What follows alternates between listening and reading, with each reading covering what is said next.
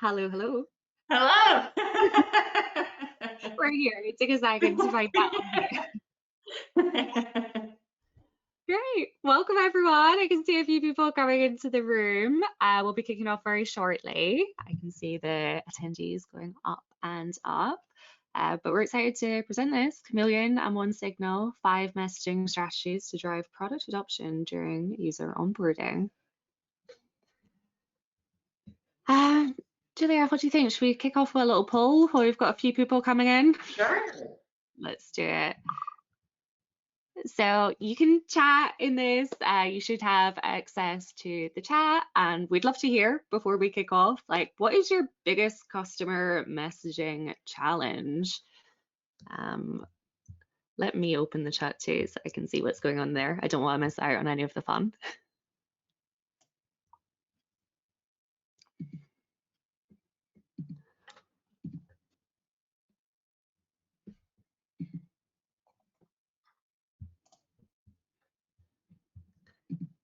If that one's maybe a bit too hard to think about right now, we do have another one, because we're going to be going omni-channel today and talking about lots of different ways you can drive that juicy product adoption with user onboarding. So what channels are you using to communicate with your users too? I think that would be helpful for us to think about the tips that we can share as we go along too. Totally.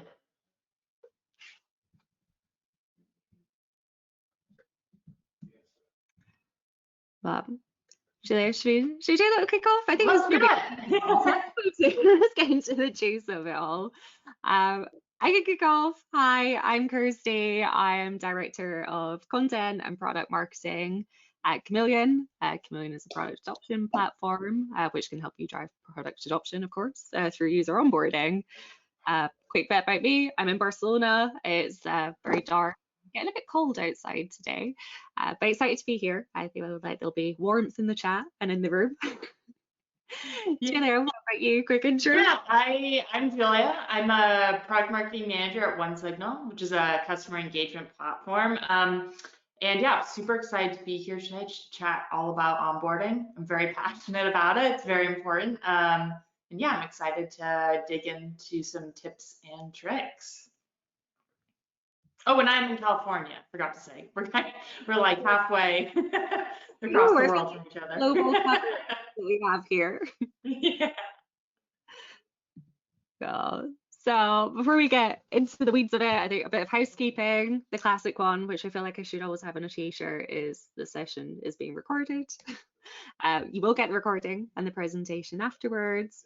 And we want this to be fun and interactive. We'd love to hear questions, and we're going to save a bit of time at the end. So ask questions in the question tab, and we'll get around to them for the Q&A at the end.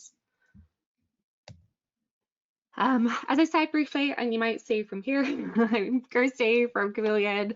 The quick overview is you can drive product adoption and customer love with in-app UX patterns.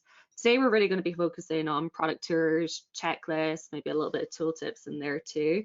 But with Chameleon, you can, as product marketers, it's quite exciting. You can skip the dev cycles and put your messaging into your products. Without that help, you can really move independently.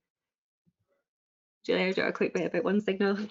Yeah, at OneSignal, our focus is really on helping folks maximize engagement and minimize churn by using really targeted, personalized messaging across channels. So push, in-app, email, and SMS.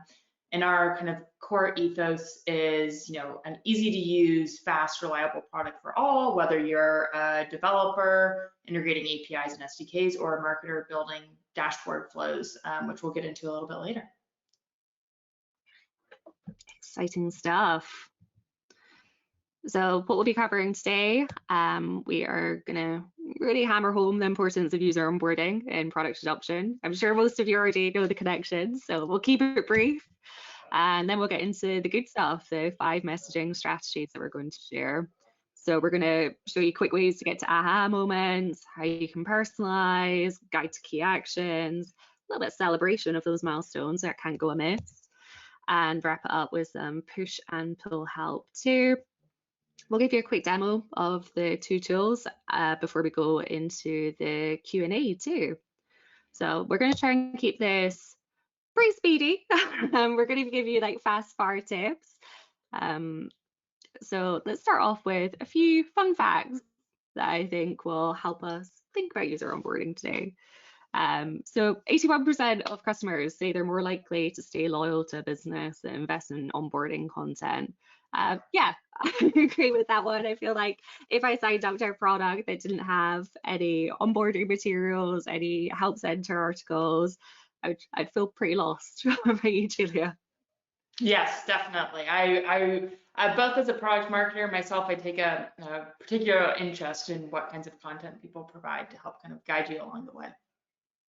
Definitely. 63% of customers consider a company's onboarding program when making a purchasing decision. Yeah, we want someone to be there on the other side of it and want to be able to learn and maximize the tool as much as we can. And the scary one, which I think we all want to avoid, 25% of users are going to abandon an app after just one use. I'm guilty of that. Julia, have you ever abandoned an app? The name would change. Yeah, especially, oh my God, with mobile apps, I'm very bad. Like if it doesn't fulfill what I need straight away, I'm like, right, we're done. This is over. But we're not going to wrap up. We're not going to finish any app relationships today. We're going to drive them forward. It's going to be product adoption galore. So let's dig into these strategies that you can use. First one, which I'd love to highlight, is nudging users towards aha moments. So an aha moment, if you're not familiar with this, is a moment of delight when a user like really first sees that value within your app and they're like, yeah, actually this could help me solve this problem or that, or it's going to make my life easier, or it's going to make me look like a star at work. Whatever it might be, that's what we really want to get users into. And omni-channel messaging here is delightful because let's say you're signing up for a product, it might just be before your lunch break, like you have got I don't know, a pie in the oven, you're like, okay, I'll sign up for this, and after lunch I'm going to think about it, how I can use it. And if you're immediately getting like a welcome to an email all at the same time, it can be a little bit much. I have an example on the right hand side.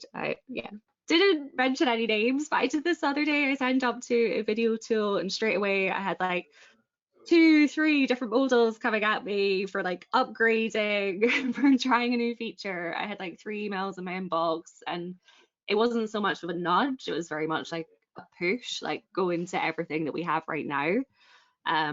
But I think that if you time these interactions better and you're like really clever with your messaging, it can be super impactful. And with that messaging too, I think you should really be thinking about, okay, someone might be signing up from like their lunch break, but then acknowledge, like, if you showed them a product tour, they didn't complete it, that's okay. Like, follow up a couple of hours later, maybe with an email saying, okay, we know that users like you, with the information that you gave, love to do X, Y, and Z. I think that can work really, really well together. One thing to note here is actually at Chameleon, we ran a quick survey and we found 92% of people were guilty of closing a welcome tour on their first go. So don't like put everything in that. There are other channels and you can still have success. In particular with welcome tours here, I do want to say like the shorter the better. We've got so much data on this, like 30 words or under per step on your product tour. Is going to make it so much more like accessible too for people to dig into. We also find like a 3-step tour, short and snappy, that's going to give you such a better win. You're going to see about 60% of people completing the welcome tours that way. It's all coming down to like, you don't want to block a user's action, you just want a nudge, a little push. And fight the urge to say everything. With your messaging here, I've got an example of a tooltip that I really liked from HubSpot. It was just simple. It was like, this is an action to create your team. You're not going to go very far in HubSpot if you don't have your team. So here it is. So those are my top tips on aha moment nudges that you can bring into your product adoption strategy. My second top tip here is personalize. I feel like we've probably had the same stats over and over again about like, okay, personalization, 90%, whatever it might be, people are more likely to stay if you personalize. But it really should be the minimum now. Like if you know someone's name, we should use it. Be like, hey Julia, hey Kirsty, welcome to your new app. Pipe them in. Like going one level deeper though, we can go and actually say, okay, we know that successful users have done X, Y, and Z. So an example here that I love, and maybe it's like dogfooding our own product a little bit, but we know that people who either like install our product or go and play with it in a sandbox environment, those are two key actions that people are going to see the value, see the aha moment with. So if we can push them down those routes and then segment further, and then even branch off the customer journeys, like if they have done A but not B, let's like cross them back over and make sure you see everything that we can show. And of course, we're going to put an AI touch on this one. I feel like everyone's talking about AI, but you can test further with the segments that you create. You can do A/B testing. Like this is an example of with Chameleon. You can easily just like A/B test your copies, see what works. Like, okay, I've said that the 30 words are under, but maybe if you put a video, like, is that going to work better? Could you AI generate your video? Could you tie more in here? You can fine tune your messages and you can really go wild. You can in your analytics tool now, I'm sure there's like AI cohorts that you can test against each other too. So those are a couple of my tips. Julia, I know you've got a few more up your sleeves, so I will hand over to you too. Yeah, next I want to kind of talk about guiding users towards key actions. I really think about onboarding as like, when done right, it sets up your users to actually be long-term retained users. And so you want to think about, okay, what does a successfully onboarded user look like? It could be a certain level of engagement, reaching certain milestones, completing certain actions, and really kind of focus on a few key actions. And then really, because onboarding can get a little wild, onboarding could take 90 days, 30 days, or a week, depending on your product or service. So I like to kind of break it up into chunks, and then in each chunk, try and guide users to the next right action based on their unique journey. So you really want to think about how can you shorten that time to value for your users as much as possible in each phase. And of course, I recommend using a mix of channels to maximize your chances of success. Part of it's just kind of like brass tacks, a diversified strategy gives you the best kind of bang for your buck. But also what we've seen is that users are most likely to engage when messaging feels like a natural extension of their user experience. So personalized based on their behavior, the channel like just feels like a natural extension of your product or brand. And just kind of a quick example here on the right, you can see maybe for this app, completing your user profile is like the first key action they want to guide people to. And so they're trying to split their messaging based on if they have completed that action or not. So really think about how you can, as Kirsty said, nudge users forward gently to the next right action in their journey. And then the next one really kind of goes along with this, which is celebrating milestones. So onboarding is really kind of an education process. So you want to reward and reinforce good behavior. I think sometimes as marketers, it can be easy to think about our users in aggregate in terms of like data and numbers, but really, like the real people like us who need reassurance, who want to feel like they're doing something positive and moving forward, making progress. So milestones are a really awesome time where you can give them kind of a little celebration, both to kind of foster the feel-good vibes, but also to build momentum, reinforce that good behavior and encourage them to keep going. And again, kind of fostering that long-term loyalty as early as possible. And really, as with everything, you want to make sure that you're personalizing your message based on their unique progress and behavior. I've definitely received messages that have congratulated me for things that I did not do. I hadn't logged into the app for a long time. And, it just kind of is not great. It's not a great experience with your brand or product. So you really want to make sure that you're sending something that feels really personal based on their engagement with your product or app or service. So yeah, guide them to key actions, celebrate those milestones. And then I have one more, which is again, finding a balance of providing push and pull help. So really want to think about how you can combine proactive outreach, so kind of this push help. This could be, like a checklist, really giving them the tools your users need to be successful at just the right time, with the self-serve guidance or pull help. I think probably the most common example is like a tooltip where someone's in your product and they can kind of self-select into getting some more guidance about your product. And really it's important to think about how to strike a balance. It's really kind of an art and a science here. You want to nudge users forward without interrupting their flow. I think Kirsty showed a really great example earlier on of too many messages will really prevent your users from being successful. And that's the opposite of what you're trying to do. So when I talk about this, sometimes I use an analogy of really you want to be your user's expert guide. So if you think about, you're going to go on some, crazy adventurous hike and you have a guide that's going to help you through it. Maybe before the hike, they give you a list of, wear this kind of shoes or this kind of clothing, we're expecting rain or not.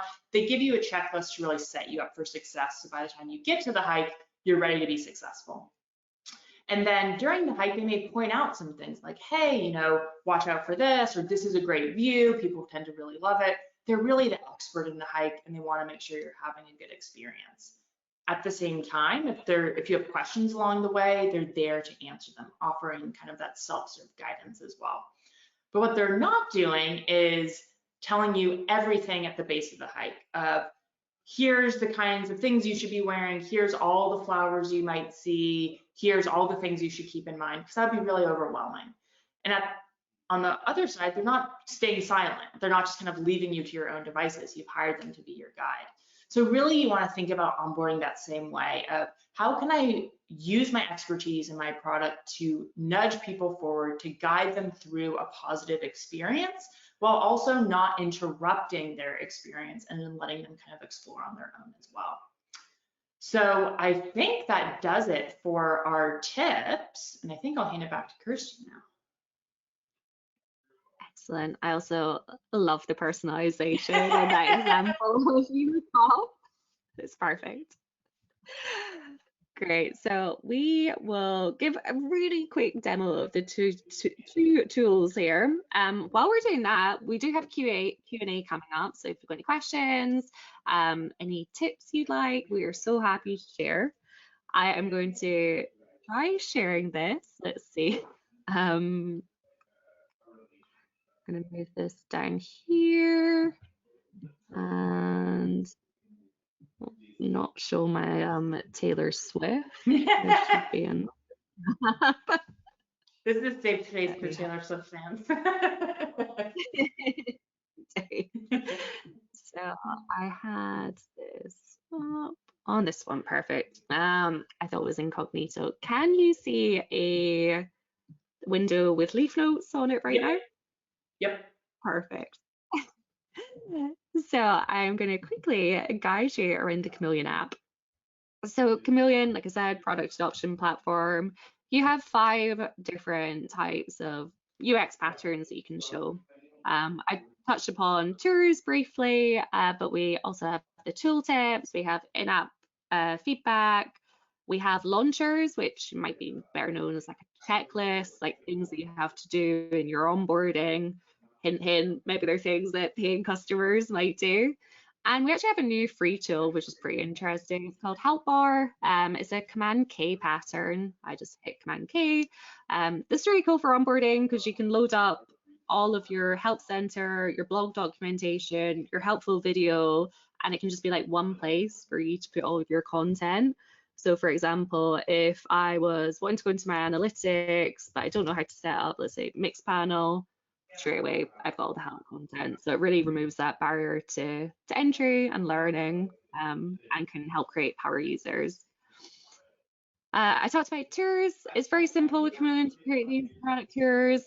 You just create one. Here's one I made earlier, and then from there, I did not log in properly. However, you can go into the builder and you can customize everything like color, fonts, who it's going to, the segments that you want to show it to.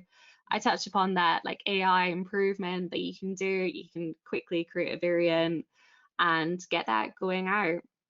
So that's a quick high-level view of Chameleon. But Julia, I'll hand it over to you for hopefully a better logged-in experience. Let's see. So let me hand over, change presenter, and I think that should all be yours.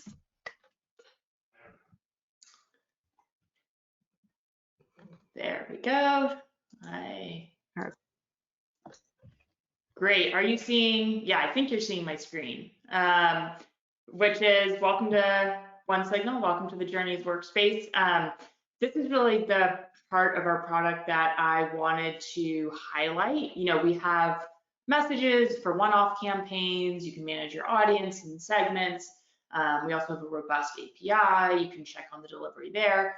But really for onboarding, I think Journeys is the perfect place because you're able to create these automated, personalized flows of messaging.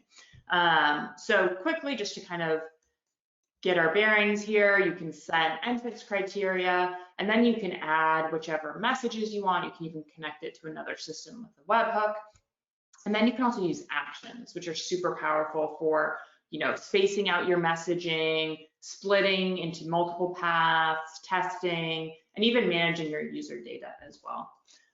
In the interest of time, I've kind of pre-built a journey here for a fake app called Task App, a productivity app, but really just wanted to kind of show how you can space out your messaging. Again, like Kirsty said, you don't want to send it, you know, your welcome email the second that they create their account, give them some time to explore, and then start guiding them to a key action. So in this instance, to this task created, to creating your first task, and then either reinforcing good behavior or nudging them forward to that next right action. And you can get as fancy as you want. You can test channels against each other. You can combine out of product with in product messaging. And then of course you can kind of manage your data. I find this really helpful for targeting your users later on based on if they have or haven't gone through this onboarding flow. So that's kind of the quick and dirty version of Journeys to just kind of give you a peek into that. And I think with that, I will hand it back to Kirsty. Let's see here. I will try and catch that echo. There we go. I think I did it. I think we're back. Nice. That was smooth. I loved it.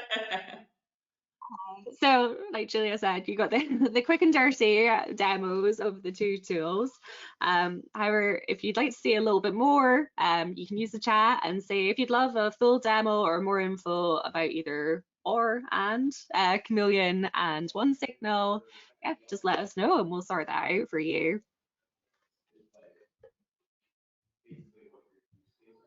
Well, with a little bit more time on the clock, we are coming up to this like Q&A portion of the webinar. So we are watching the chat for the questions come through. Great, we've got an easy one for me that I can start off with, and that is from Elisa, I hope I'm pronouncing that right. How long is the Chameleon free trial? It is 14 days. The cool thing about the trial is you can actually go into a sandbox environment before, you can play around, you can learn how to use the tool. So you can be a pro before you actually start the trial and then go live in your own app.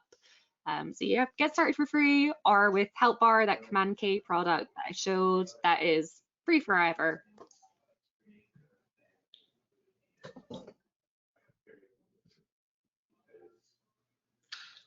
Awesome. Let's see if there are any others.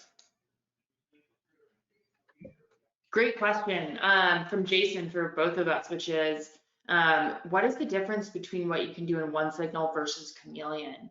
are these complementary platforms that work together? I'll be curious to hear what you have to say, Kirsty, as well, but the answer is yes. I definitely think that these two can work in concert together. On the OneSignal side, we are really focused on that kind of real-time messaging. So combining email with push, with SMS, with in-app, kind of orchestrating those channels together. Whereas, and Kirsty, correct me if I'm wrong, I see Chameleon as a really powerful in-product tool for things like checklists and tooltips, and really empowering non-technical folks to do that messaging without relying on developers. So I really see them as a nice mix of kind of that push and pull help together. Kirsty, I'm curious what you think. Oh yeah, definitely. I think we work very well together, and you nailed it. Like, we want to at Chameleon have like the most amount of UX patterns possible, and then we trust others to do other things better, and that's where we really have a ton of integrations. We want to be really open with like our webhooks, our APIs, like enable our users to do what they want with their other favorite tools in their stack. So yeah, you can use the two together very well. I'm seeing a question from Ken. If you create a messaging journey with multiple onboarding companies, how do you know where each company is in the journey? That's a great question. So I'm imagining this is kind of like a B2B use case. Really, I think what comes to mind is really leveraging tags. So tags are a really great kind of no-code way to update your user profile. So once they reach a certain step, add a tag or update the value of a tag, and then you can see on their user profile where they kind of sit in the journey. So I think that's a really kind of powerful no-code way to see how people are progressing through. And then I think we actually have a question for both of us. Do you have any more examples of proactive outreach, a push, but that doesn't feel like a giant shove? Right now, I'm trying to balance emails, pop-up chats, and posts that take up the whole page. Great question. Kirsty, do you want to take this first, or do you want me to dive in? I have a couple that come to top of mind, and then maybe I'll get words from you. Go for it. Posts that take up the whole page can be like very intrusive, we find. I think when we're thinking about the nudges and those pushes, like we're pushing, of course, we want people to do something. Banners are very good, like coming up from the bottom of the page and not taking up too much real estate. We actually had a customer who did a really great job with them recently when they were trying to upsell customers into the next plan. It was just like a little notification of like, you could be saving more money this way. Try this out. That got them a lot of cash. And then another one that comes to mind, like thinking specifically in Chameleon here, would be like tooltips that aren't open all the time, more of like a hover over. It's like if someone's naturally exploring that part of the page, it's just coming up with a little tip to try and encourage them down that route further.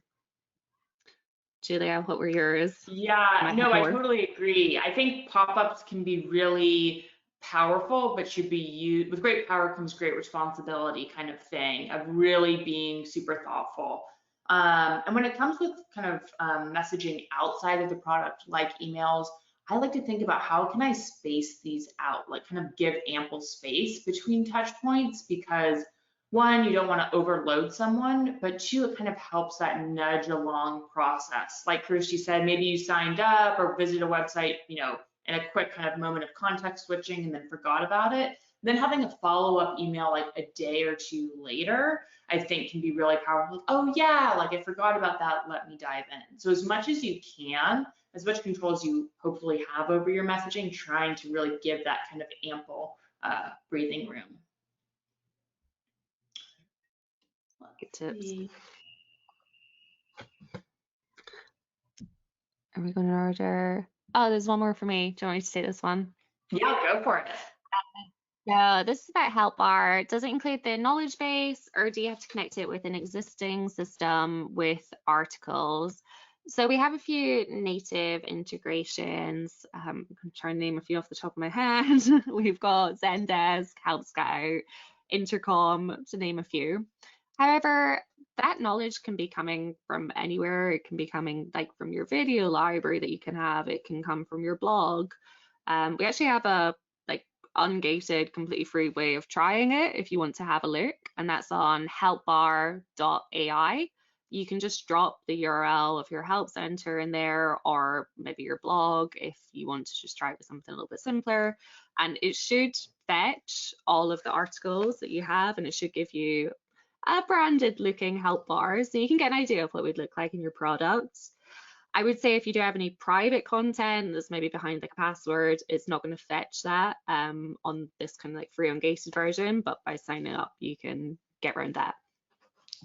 Have fun with that one. It's one of my favorite little projects that we made here. That's awesome.